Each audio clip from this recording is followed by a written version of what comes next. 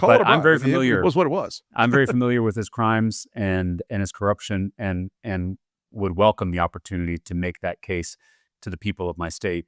But we oftentimes think of corruption as just involving money or involving something illegal, but that's not the case. And John Cornyn is a perfect example of that, because Yeah. John Cornyn was the deciding vote on that big, ugly bill that will kick millions of Texans off their health care. It'll literally take food out of the mouths of hungry Texas kids, all to fund tax breaks for John Cornyn's donors. The Senate barely passed a spending and tax bill that would add trillions to the national debt. KENS 5 reporter Zach Briggs breaks down the potential impacts on low-income Texans.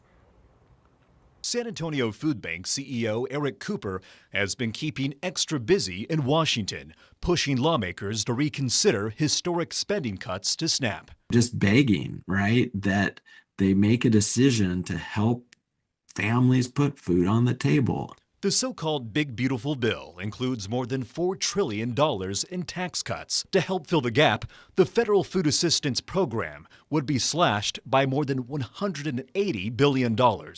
States would be required to foot the bill for a portion of SNAP benefits. Policy changes would also expand eligibility requirements, in turn potentially limiting access to SNAP. It is the biggest betrayal of services to those that are vulnerable that I've ever seen in my 32-year career. We're literally taking money from the poor and giving it to the rich. It is the opposite of Robin Hood. The Senate's bill, now being debated in the House, proposes reducing Medicaid spending by nearly $1 trillion.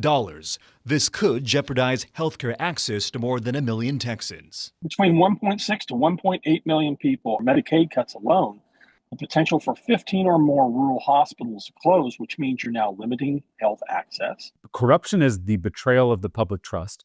It is the use of a public office to enrich the people who are funding your campaigns. And that's exactly what John Cornyn did on the largest scale. Yep. I mean, that is corruption of the highest order. And so I look forward to making the case against either one of those two Republican candidates. And I hope I give the opportunity as the Democratic nominee to do so. You know, I have always admired the way you've approached public life and public service with sort of the centrality of compassion and of connection and of faith.